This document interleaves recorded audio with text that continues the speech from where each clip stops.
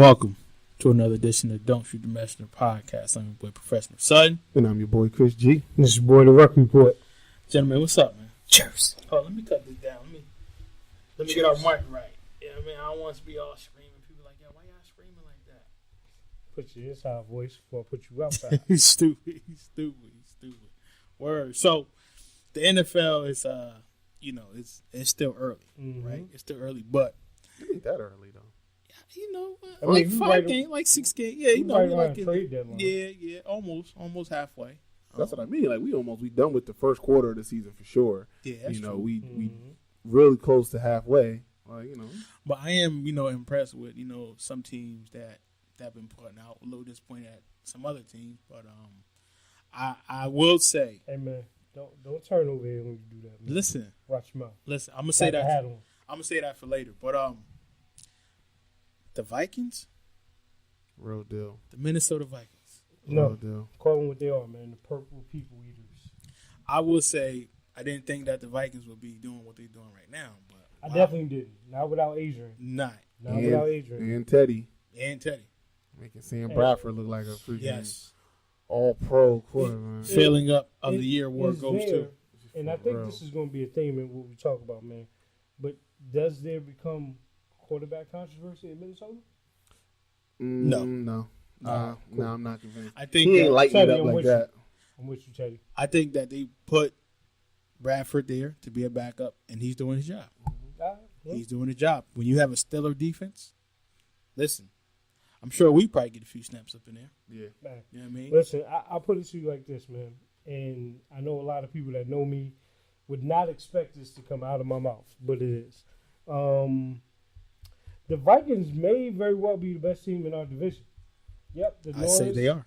I didn't ask you to co-sign it. Yeah, I'll co-sign that too. Yeah, I believe that at 5 wholeheartedly. You're qualified. See, you about to make Matt come out in this interview right now. You are qualified, Chris. What, you about to stand up and go? Yo, you a sucker, man. Chris, you made little mama cry. Sucker. Stupid. Yeah, we have too much fun. But go ahead, dude. What would you say, man? Nah, just, they seem to have, even with the missing pieces, they have some type of balance. Mm-hmm. They're getting something productive out of the running game with the Stagia and a couple other people. It's definitely running back by committee. Stephon Diggs, people, is a star. He is going to be a star in this league. Word. In their defense, even though I'm still kind of suspect on the quarters, I mean, Xavier Rhodes, yes, he's there, but y'all got Terrence Newman back there that just waiting for some butter. He like 52. He the same age as his jersey. There you go. So, I mean, they're balanced, man, and what they're doing is that front seven.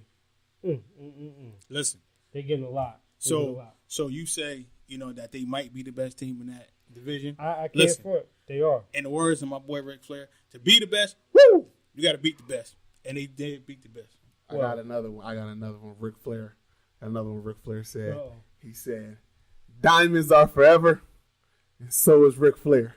Yeah, diamonds are forever, and so are the Minnesota Vikings right now. There you go. Yes, they are. So moving to the Minnesota Vikings, who do you guys got me at top 5 right now in the NFL? Again, it's because we halfway there. Who you guys got, man? You want me to run from 5 to 1? Please do. Yeah, do that. So from 5 to 1, and before I get to 5, I got to give honorable mention to Oakland and Buffalo. Yes. They Buffalo in top 5? Buffalo not in my top 5, but my top 5 is strong. My top 5 is strong. Let me hear. So coming in at number 5, please believe the hype. Atlanta Falcons are for real. Matty Ice.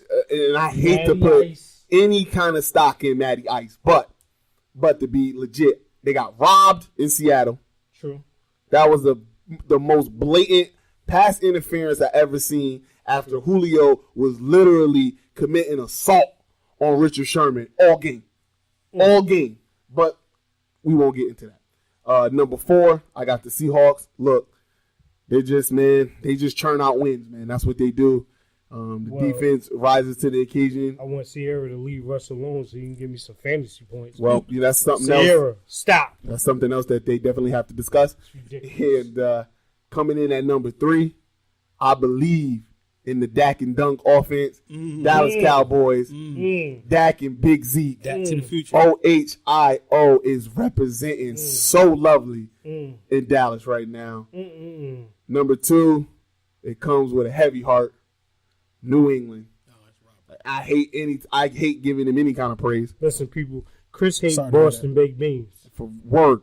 That's legit. Boston Celtics. I hate clam chowder. I hate black pepper. I hate tobacco forest with a connect. Hey, my gums, because they black. Go ahead, Chris. And my number 1, no surprise, Minnesota Vikings. So I got Minnesota number 1, New England number 2, Dallas number 3, Seattle number 4, Atlanta number 5. Now, I love that top 5. I love that top 5. The only change I would make, I would take Seattle out and put Buffalo in. Because I think Buffalo and what they have done in those 4 games that they reeled off is shown that not only do they have a good, solid offense, but whatever they doing with Sean McCoy, Shady is back, people. And then you still got Tyrod that's still back there, can do his thing. It's somebody brought up a point that I really wanted to talk about. Cowboys. Dak, I believe. Mel Kiper, you always won. Ezekiel is that dude. Have they really played anybody? Now they played Green Bay and they dominated us. They did. I give them that. They playing their game. Don't forget, Cincinnati. They beat. I know what Cincinnati record is, but please let's not get confused with the talent that's on Cincinnati. Yeah. And AJ Green is a monster. I just want to say this. So my top 5, like you said, I like that. But one honorable mention I would like to say is the Washington Redskins. I know they play in the NFC East, but I'm telling you what. I'm telling you what. The way they starting to click, that's how you click. They clicked at the right time. Yeah, they started out 0-2. Everybody's laughing, but they're clicking right. I mean, at the right time. I don't know. They got a miracle in Cleveland. Cleveland should have won that game. Sometimes it takes that. Sometimes take 4 games in a row. 4 games in a row. Can't sneeze that. Just like with Buffalo. But I like both of them. I like both of those. I like what's going on. I like, like Chris said, Falcons, Seahawks coming in at 4, Dallas rounding at 3. 2-1, I would say the Vikings 2, the Patriots 1. Here's why. Again, being a contrarian right now. Yeah. Well, listen. Here you go. Because my Godfather Tom up there. But however, here comes I would say I would give them just one edge because again, Brady didn't play all those games. You know what I'm saying? And again, I know Bradford hasn't done a thing, but when you got 3 quarterbacks and they're still maintaining that system, again, they're still holding it down with 1 loss. The Patriots, but again, three different quarterbacks within a matter of 5 weeks. That's still good. Just to clear, so Chris top 5. My top 5 is kind of similar. I'm gonna go Minnesota. And I hate to say this. I'm gonna go Minnesota. I'm gonna go Dallas. I'm gonna go New England. I'm gonna go Buffalo, and then I'm gonna go Atlanta. Okay. All right. But with that being said, if it's a top 5, it got to be a not 5. Who the not 5? We're gonna say that for the next show though. Okay, we're gonna say just. Oh yeah. They out of it. They out of it. What a disgrace. They can't even dab. What a disgrace. We will have our not top 5 next week, man. We will have our not top 5. Definitely, because people are adding to the list on that one. Yeah. Now, it's gonna be you're gonna be having to beat people off with a stick to keep them off that list. Because there's a lot of not top 5s. Yes. Now, moving still in football, college football. Oh yeah. Okay. Oh yeah. Listen, Ohio State is looking good, but again, I hate to say it. The way Chris hates Boston, baked beans, anything in Boston. I despise Nick Saban. But I tell you what, though. Let me tell you something. You put Alabama against Ohio State on a neutral field. Ohio State is running away. Let me tell you something. They running away from Alabama? Nah. Listen, let me tell you something. You can get on your Danny Cannell high horse, your Mark May, whatever you want to do, like when they thought Alabama was going to roll tide over us a couple years ago. It's different, man. No, you're right. It is different because we even more athletic than we were back then. Please don't get it twisted. Okay. Wisconsin is NCAA top 5 defense. Top 5 defense. Remember, the almighty Michigan only put up 14 on them, and they barely got that. Still beat them. Well, we put up 24. Listen, I'm going to tell you what, though. Go eat. You go stop JT Barrett. You go ask Baker Mayfield in Oklahoma how to go for him. That's Oklahoma. Come on, man. Ohio State, and there's not a doubt. There's not one doubt in my mind. Ohio State is the best. This is the most complete team in football. In NCAA football right now, Ohio State is the most complete team. Listen, I will say that Ohio State is very good. I say that they are number 2. I like where they're standing. It's Alabama. It's Ohio State. Michigan kind of is creeping in there, but it is everybody else. But I will tell you what, the way Alabama is taking care of business, okay? Usually there's always some type of hype. They are playing. You hear nothing about them. I think, to me, they have less hype than years past. Usually it's always like a running back. Someone's coming out and shining, but they're playing together as a team. And I tell you what, if they were to play Ohio State not running away with this. I got Alabama at least 2 touchdowns. I tell you that. Let me tell you something. You better worry about Michigan. Blasphemy. You better worry about Michigan. That is coming out. You ain't worrying about no goddamn team up north. I ain't worried about no yellow Wolverine. I seen Michigan play. You know what they got? They got Jabril Peppers. You know who else they got? A lot of nothing. Okay. A lot of nothing. Okay. I ain't worried about Michigan. And I ain't worried about Alabama. Let me tell you this right now. Alabama down 17 to Ole Miss at home. Okay? What happened? Listen, they came back, but we saw FSU, we some dogs, come back and beat Ole Miss. And we see the type of team. That's my boy right there. Okay? Let me tell you something. And you need to realize this because you're getting caught up in the SEC hype. No, Tennessee should have lost to Georgia. They should have lost to Georgia. Georgia is not a very good team. They're just not.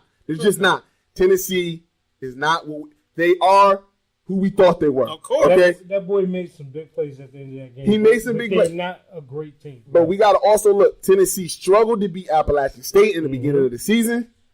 They constantly fall down. In every game they play, they fall behind like 21-3. They always got to fight themselves out of a hole that's going to catch up to you at some point. And as you see, when they went against Alabama, they couldn't dig themselves out of a hole. You keep spotting teams 21 points. You ain't going to always make this miraculous miracle comeback. You're just not going to do it. That is the best. We're going to see how good Alabama is this week when they play Texas A&M. Texas A&M is a 19-point dog. If you bet football, you better take them 19 points that they give in Texas A&M. That's true. Listen, we got about a few more. We got about a minute and a half left, so we're gonna get this real quick. I just want to say this. Listen, I like Ohio State, but one thing that Alabama has not had, I don't think since ever, is a running quarterback.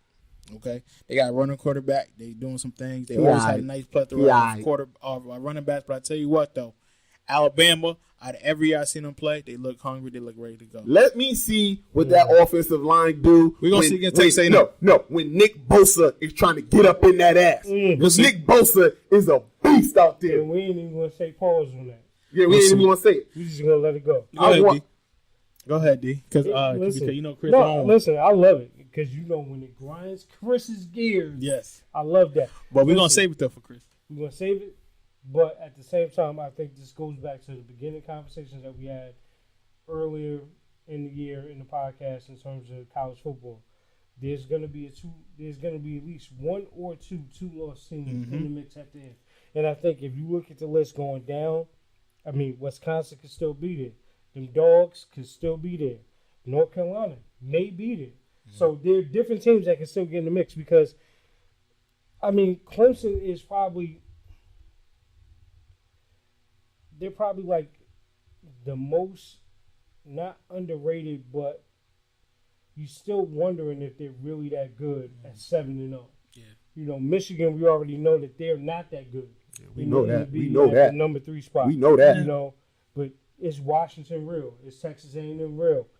And again, if some of these people, if Texas A&M knocks off Alabama and say they come back in at the end of the year and your pom-poms ready. and they fall in the Iron Bowl, that's a 2-loss team. Yeah. You know what I mean? because Auburn could do it. It Got could a happen. good defense.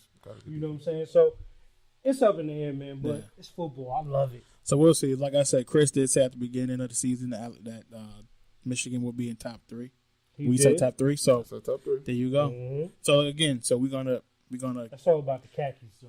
Yeah. I'm gonna tell you something. But listen, you remember now they've been at home, and I know we got to wrap this up. They've been at home for the last 5 weeks.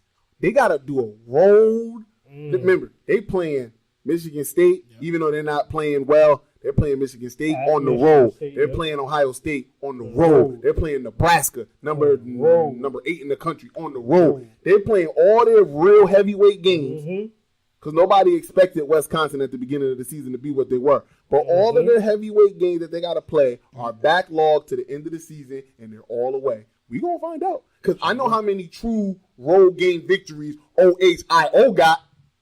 I know that we still running the streak on current true road games. We'll see. Fuck Michigan. Yo, Chris is a scarlet gangster. Listen. Get it right. Listen, we're gonna definitely come back to this. But again, thank you guys for tuning in to the Don't Shoot the Messenger podcast. I'm your boy Professional Sutton. I'm your boy Chris G. And it's your boy The Ruck Report. Peace out. Cheers.